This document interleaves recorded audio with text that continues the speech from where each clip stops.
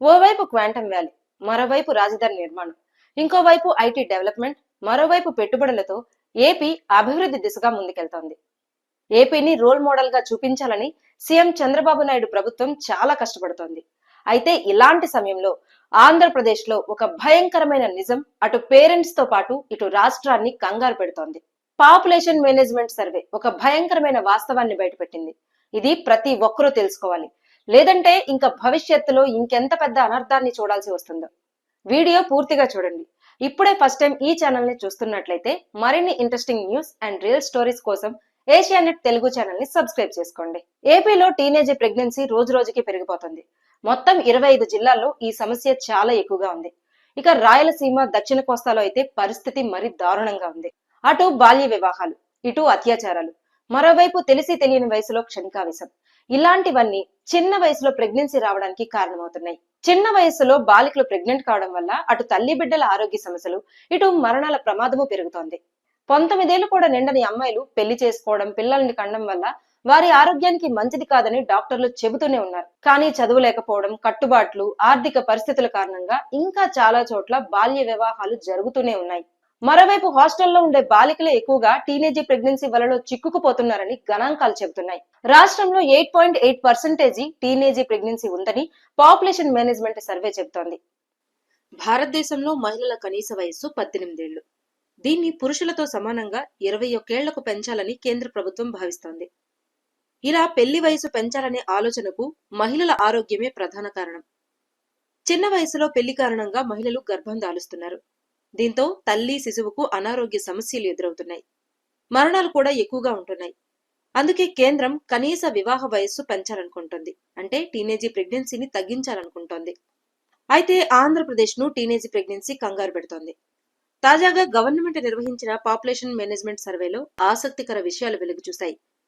రాష్ట్రంలో టీనేజీ ప్రెగ్నెన్సీ రోజురోజుకు పెరుగుతోందని, కొన్ని జిల్లాల్లో 10% పైగానే ఉందని తేలింది. ప్రస్తుతం మహిళల కనీస వయస్సు 18 ఏళ్లు. అంటే పెళ్లైన ఏడాదికి పిల్లలు పుడతారని అనుకున్న కనీస గర్భధారణ వయస్సు 19 ఏళ్లు. ఇంతకంటే ఎక్కువ వయసుండే మహిళలకే గర్భం, పిల్లల్ని కండం సేఫ్. తక్కువ వయసు ఉంటే ప్రమాదాలకు ఛాన్స్ ఎక్కువ. కాబట్టి 19 ఏళ్ల కంటే తక్కువ వయసున్న అమ్మాయిలు గర్భం దాలిస్తే దాన్ని టీనేజీ ప్రెగ్నెన్సీ అంటారు. ఆంధ్రప్రదేశ్లో చిన్న వయసులో గర్భం దాల్చే అమ్మాయిల సంఖ్య రోజురోజుకు పెరుగుతోంది. ఈ విషయం ప్రభుత్వం చేపట్టిన పాపులేషన్ మేనేజ్మెంట్ సర్వే 2025-26 లో బయటపడింది. రాష్ట్రంలో 8.8% టీనేజీ ప్రెగ్నెన్సీ నమోదైంది.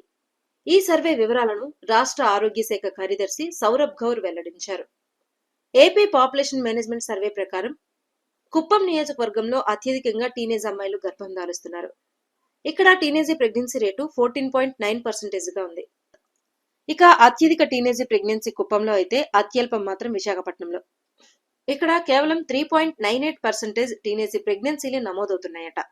రాష్ట్రం మొత్తం కూడా వైజాగ్ తరహాలో అత్యల్ప టీనేజీ ప్రెగ్నెన్సీ ఉండేలా చూడటమే ప్రభుత్వం లక్ష్యంగా పెట్టుకుంది.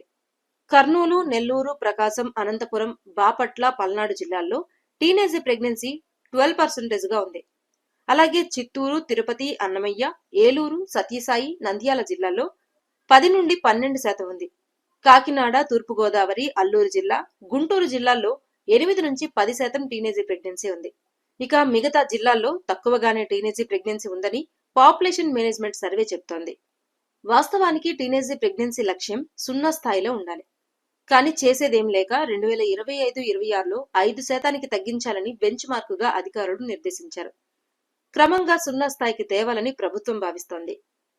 గ్రామీణ ప్రాంతాల్లో నిరక్షరాస్యత, ఆర్థిక వెనుకబాటు, బాల్య వివాహాలు పూర్తి స్థాయిలో అరికట్టలేకపోవడం, లైంగిక పునరుత్పత్తి విద్య, ఆరోగ్య పరిరక్షణపై అవగాహన లేమి, టీనేజీ ప్రెగ్నెన్సీకి గురైన వారు అబార్షన్లకు అర్హత లేని వారిని ఆశ్రయించడంతో ఆరోగ్య సమస్యలు తలెత్తడం, 9 నెలలు వచ్చినా కాన్పు కాకపోవడం, సి-సెక్షన్ సర్జరీలతో ప్రమాదకర పరిస్థితులు, తల్లి బిడ్డల్లో పోషకాహార లోపం, రక్తహీనత, తక్కువ బరువు సమస్యలు రావడం, బిడ్డ ఎదగకుండా డెలివరీ కావడం వల్ల శిశువు ఎదుగుదలలో లోపాలు ఉంటున్నాయి. ఇవన్నీ క్షేత్రస్థాయిలో కనిపిస్తున్న కారణాలని ప్రభుత్వం చెబుతోంది.